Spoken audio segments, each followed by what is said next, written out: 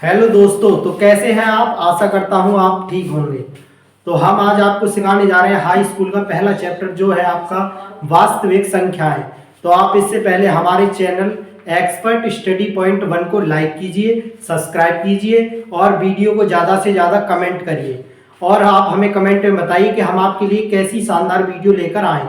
तो देखिए, चलते हैं हम अब वास्तविक संख्याओं की ओर। ठीक है, तो सबसे पहले दोस्तों आपको ये पता होना जरूरी है कि वास्तविक संख्याएं क्या होती हैं।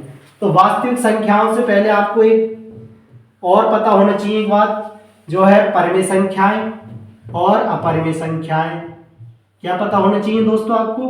परिमेय संख्याएं और अपरिमेय संख्याएं। ठीक है, परिमेय संख्याएं और अपरिमेय संख्याएं। अपरिमेय संख्याएं, परिमेय संख्याएं और अपरिमेय संख्याएं। ठीक है, परिमेय संख्याएं और अपरिमेय संख्याएं। परिमेय संख्याएं और अपरिमेय संख्याएं। ठीक है, देखिए परिमेय संख्याएं दोस्तों आपको आप कक्षा 6 से पढ़ते आ रहे होंगे कि परिमेय संख्याएं सर वे संख्याएं होती हैं जिन्हें हम p/q के रूप में लिख सकते हैं। और p और q, जहां p और q क्या होते हैं, जहां पर पूर्णांक होते हैं। और q को हम क्या नहीं लिख सकते, जीरो नहीं लिख सकते। क्योंकि दोस्तों हम कल आपको बता रहे थे त्रिकोणमिति टेबल के बारे में। तो हमने आपको बताया कि अगर किसी संख्या के बट्टे में अगर हम जीरो लगाते हैं, यानी हर में जब जीरो लगाते हैं तो क्या होता है, उसका मान अपरिभाषित हो जाता है। इसीलिए हम क्या करते हैं, परिमेय संख्याओं में हर में क्या करते हैं, जीरो नहीं लगाते। तो परिमेय संख्याएं किन्हें कहते हैं दोस्तों, जिन्हें हम p/q के रूप में लिख सकें।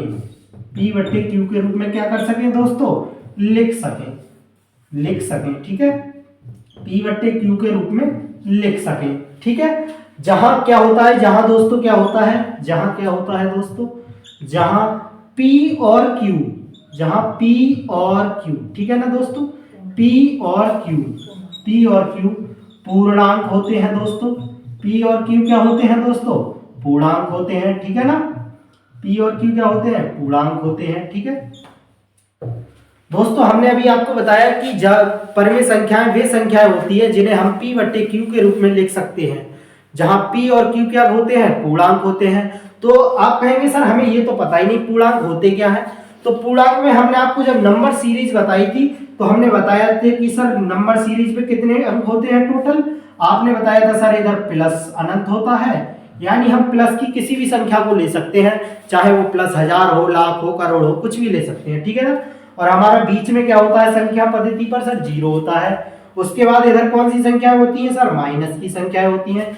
तो माइनस का 1000 हो सकता है, 2000 हो सकता है, 10,000 हो सकता है। ठीक है ना, तो क्या लिख सकते हैं हम इसे p/q के रूप में। तो पूर्णांक ये हो जाएंगे दोस्तों, यानी संख्याएं हो जाएंगी सभी, चाहे वो कोई सी भी संख्या हो सकती है, माइनस अनंत, माइनस 1000। संख्या रेखा पर आप जिन संख्या को दर्शाते हैं वो सभी क्या होते हैं, पूर्णांक होते हैं। ठीक है ना सर, देखिए अब सर आपने क्या बताया, सर आपने बताया कि q डज नॉट जीरो।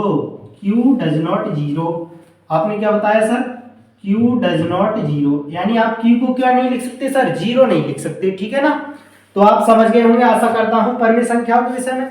अब हम चलते हैं अपरिमेय संख्याओं की ओर। सर अपरिमेय संख्याएं क्या होती हैं, देखिए अभी बता देते हैं आपको सर। जैसे p/q के रूप में लिखा जा सके, आप क्या कर दें सर, इसे ना लिखा जा सके, क्या कर दें, ना लिखा जा सके। ठीक है, इसे आप क्या करेंगे, p/q के रूप में क्या नहीं लिखा जा सके। जैसे मैं आपसे कहूं सर रूट दो है, क्या आप इसे p/q के रूप में लिख सकते हैं? तो आप कहेंगे सर नहीं क्योंकि सर p और q क्या होते हैं, पूर्णांक होते हैं। आप कहेंगे सर हम तो लिख सकते हैं इसे, हमने इसके बट्टे में आपने बताया था सर कल वीडियो में कि किसी के बट्टे में 1 लगा सकते हैं, तो हमने तो p/q के रूप में लिख दिया। लेकिन हम क्या बता रहे हैं दोस्तों, हम बता रहे हैं p और q क्या होते हैं, पूर्णांक होते हैं। लेकिन ये क्या है, आपने देखा होगा संख्या रेखा पर हम कभी भी √2 दिखाए हैं क्या, कभी नहीं दिखाए हैं ना। और पूर्णांकों में कभी आपने देखा है कि √2 लिखा होता है, तो नहीं लिखा होता है। इस वजह से क्या करते हैं दोस्तों, √2 के नीचे 1 नहीं लगाएंगे। इस वजह से हम p/q के रूप में क्या नहीं लिख सकते, इसे लिख नहीं सकते। ठीक है ना तो आप समझ गए होंगे अब अपरिमेय संख्याओं के बारे में भी। ठीक है ना, अब हम चलते हैं वास्तविक संख्याएं। वास्तविक संख्याएं क्या होती है दोस्तों? परमेय संख्याएं और अपरमेय संख्याओं का जो योग होता है, कुल योग होता है, उसे हम क्या बोलते हैं? वास्तविक संख्याएं बोलते हैं। यानी सर परमेय संख्याएं, परमेय संख्याएं, ठीक है, परमेय संख्याएं और प्लस अपरमेय संख्याएं, परमेय संख्याएं और अपरमेय संख्याएं, परमेय संख्याएं और अपरमेय संख्याएं, ठीक है। यानी दोस्तों परमेय संख्याएं और अपरमेय संख्याओं का जो योग होता है वही क्या होता है दोस्तों? हमारा वास्तविक संख्याएं होती हैं वही, ठीक है। जैसे मैंने एक संख्या लिखी 2 + √2, तो क्या सर ये एक परमेय संख्या है? आप बोलेंगे सर परमेय संख्या भी नहीं है। आप कहेंगे सर अपरमेय संख्या भी नहीं है। तो इसे एक अलग नाम दिया गया। आपने कहा सर ये कौन सी संख्या है? सर ये संख्या है वास्तविक संख्या। क्यों है वास्तविक संख्या? क्योंकि सर ये क्या है? परमेय संख्या है। ये क्या है सर? अपरमेय संख्या है। और आपने बताया कि परमेय संख्या और अपरमेय संख्या का योग क्या होता है दोस्तों? वास्तविक संख्या होता है। तो ये हो जाएगी आपकी वास्तविक संख्या दोस्तों। और उदाहरण देख लेते हैं हम अभी 5 + √5। ये क्या है सर? ये क्या है? परमेय संख्या है। और ये क्या है? अपरमेय संख्या है। तो यानी ये टोटल योग क्या हो गया सर? वास्तविक संख्या हो गया। तो देखिए अब चलते हैं हम किसकी ओर?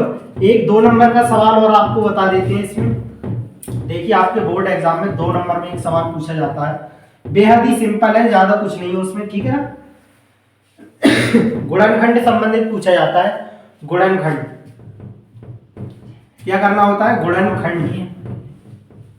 गुणनखंड आप कक्षा 2 में पढ़ चुके हैं सर इन क्वेश्चंस को। कितने में? कक्षा 2 में सिर्फ। देखिए क्या है, जैसे आपसे पूछा जाएगा 625 सर, 625 के गुणनखंड के रूप में लिखना होता है। तो 625 के गुणनखंड फैक्टर निकाल लेंगे आप दोस्तों। कैसे निकालते हैं? 5 से काटेंगे पहले से।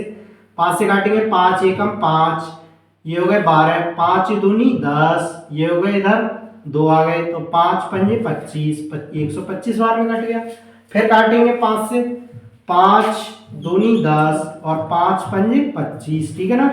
फिर 5 से काटेंगे, 5 एकम 5, फिर 5 से काटेंगे, 5 एकम 5, ठीक है। यानी 625 को आप गुणनखंड रूप में कैसे लिखेंगे दोस्तों?